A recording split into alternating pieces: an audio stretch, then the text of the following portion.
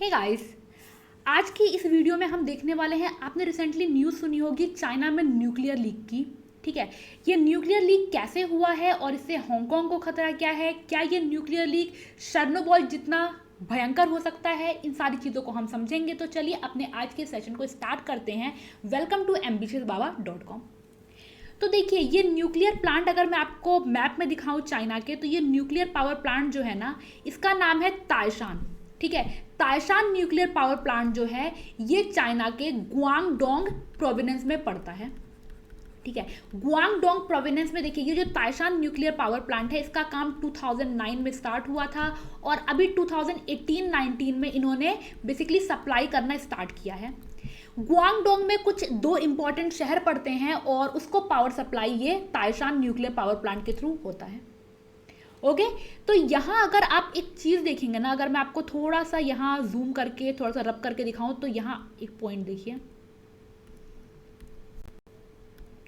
ये आपको दिख रहा होगा हांगकांग।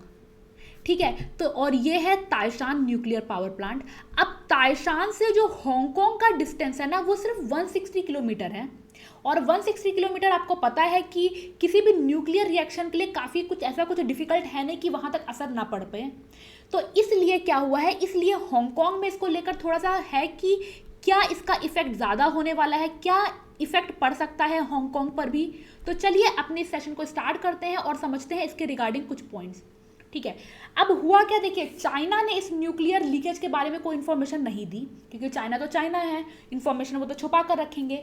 बट दो कंपनी है कहाँ की, बेसिकली ईडीएफ एक कंपनी है, उसकी सब्सिडरी है फ्रेमाटॉम। ठीक है, ये फ्रांस बेस्ड कंपनी है और ये इस न्यूक्लियर पावर प्लांट जो है ताइशान, वहाँ कंस्ट्रक्शन और ऑपरेशन का काम देखती हैं, यानी कि ऑपरेशनल वर्क में ये हेल्प करती हैं ताइशान न्यूक्लियर पावर प्लांट को।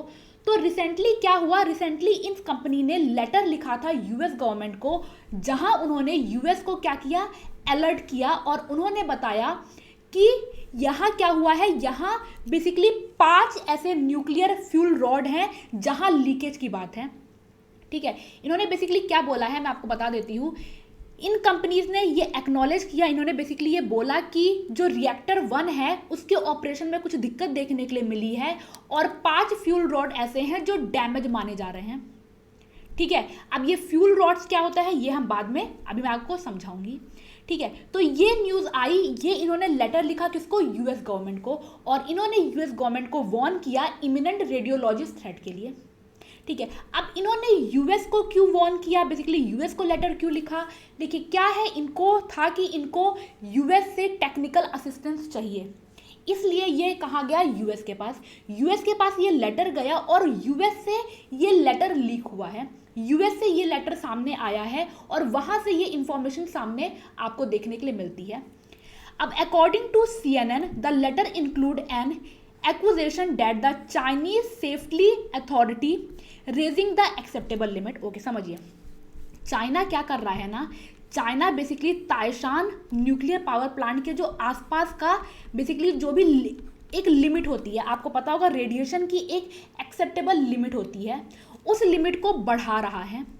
उसके बढ़ाने से क्या होगा, अगर इसके आसपास जो रेडिएशन है वो बढ़ भी जाएगा तो उस केस में इस न्यूक्लियर पावर प्लांट पर कोई असर नहीं पड़ेगा, इस न्यूक्लियर पावर प्लांट को शट डाउन नहीं करना पड़ेगा। तो इस लेटर में बेसिकली उन फ्रांस की कंपनीज ने ये भी बात बोली है कि चाइना जो ये ताइशान न्यूक्लियर पावर प्लांट है जो गुआंगडोंग प्रोविंस में है वो शट डाउन ना हो, इसलिए क्या कर रहा है, वो एक्सेप्टेबल लिमिट को भी बढ़ा रहा है। ठीक है, तो देखिए हो सकता है इसकी लिमिट तो बढ़ जाए लेकिन जो आसपास लोग हैं उनको इससे दिक्कत होगी ही होगी।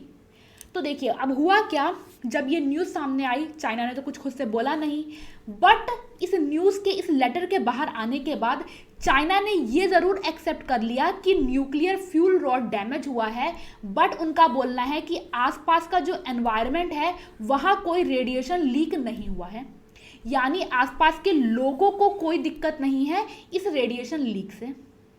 बट चाइना पर कितना भरोसा किया जा सकता है, कितना नहीं किया जा सकता, ये तो आपको पता ही है। हमने अभी जो वुहान में हुआ था कोरोना वायरस के टाइम पर जो हुआ था वो हमने ऑलरेडी देख रखा है। अब मैं आपको समझा देती हूँ ये जो न्यूक्लियर रॉड की बात हो रही है, जो फ्यूल रॉड की बात हो रही है, वो क्या होता है।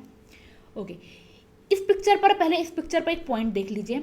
यहाँ जब भी कोई न्यूक्लियर पावर प्लांट होता है ना, तो वहाँ एक प्राइमरी सिस्टम होता है और एक सेकेंडरी सिस्टम होता है।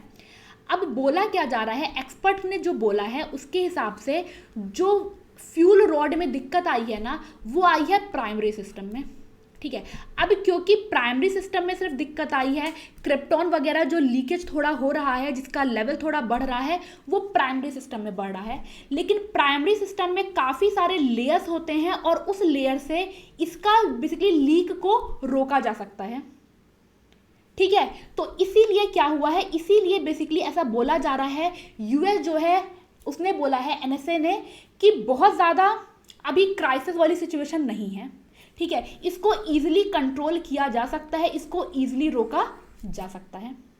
बट यूएस ने एज अ सेफ्टी प्रिकॉशन इन्होंने कई सारी मीटिंग बुलाई, इन्होंने फ्रांस से भी इसके रिगार्डिंग कांटेक्ट किया, इन्होंने चाइना से भी इसके रिगार्डिंग कांटेक्ट किया है, ताकि कोई मेजर इंसिडेंट ना हो सके। चाइना ने इस बात को डिनाई कर ही दिया है। अब हम देख लेते हैं जो फ्यूल रॉड है जिसमें लीकेज की बात आई है, जिसमें हो रहा है कि 5 ऐसे फ्यूल रॉड है जहां लीक हुआ है। क्या है ये? तो आपको पता है न्यूक्लियर रिएक्टर के लिए जो रॉ मटेरियल है वो काम करता है यूरेनियम। ठीक है, अब यूरेनियम को सीधे क्या करते हैं, नहीं इसमें डाल देते हैं, इनको न्यूक्लियर फ्यूल पैलेट, ठीक है, छोटे छोटे से पैलेट होते हैं, जिन पैलेट के थ्रू क्या करते हैं, आप देखिए यहाँ छोटे छोटे पैलेट हैं, इसके फॉर्म में न्यूक्लियर फ्यूल पैलेट डाला जाता है। फिर ये जो रॉड्स होती हैं, लगभग काफ़ी सारी रॉड्स, 200-300 के आसपास रॉड्स का एक पूरा आप बोल सकते हैं, उनको एक साथ असेंबल किया जाता है। ठीक है, कुछ इस टाइप में कम से कम 200-300 रॉड्स ऐसी होंगी जिनकी असेंबली होती है। और इस असेंबली के बाद आप देख सकते हैं, यहाँ थोड़ा और क्लियर है इस पिक्चर में।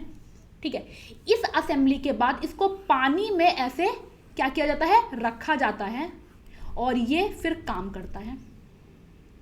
ठीक है, तो ये कुछ हुआ है और इसी में बोला गया है कि बेसिकली जो रिएक्टर 1 है उसमें कुछ फ्यूल, आप बोल सकते हैं कि फ्यूल रॉड जो है ना, उनमें लीकेज हुआ है और वहीं से क्या हो रहा है, वहीं से थोड़ी दिक्कत आ रही है। अब एग्जैक्टली देखिए, ये तो वो इंफॉर्मेशन है जो हमें पता है, जो उस लेटर के थ्रू बाहर आया है। बट चाइना में एग्जैक्टली क्या पोजीशन है, क्या लेवल है, कितना ज़्यादा डैमेज के चांसेस हैं, ये तो चाइना ज़्यादा क्लियरली बता सकता है। और चाइना से इस टाइप की इंफॉर्मेशन एग्जैक्टली मिलना बहुत डिफिकल्ट है, क्योंकि फर्स्ट लेवल पे ये इंफॉर्मेशन चाइना के साइड से नहीं आई कि न्यूक्लियर लीकेज हो रहा है या न्यूक्लियर जो प्लांट है उसमें कुछ प्रॉब्लम हुई है। ये एक लेटर जो फ्रांस की कंपनीज ने लिखा था उसके थ्रू लीक हुआ है। तो मैं ये उम्मीद करती हूँ कि ज़्यादा कोई प्रॉब्लम ना हो, क्योंकि आपको पता है अगर न्यूक्लियर लीकेज होगा तो उसका रेडिएशन जो है वो बहुत दूर तक असर डालता है और हांगकांग और आसपास के जो एरिया है उस पर इसका काफ़ी असर पड़ सकता है।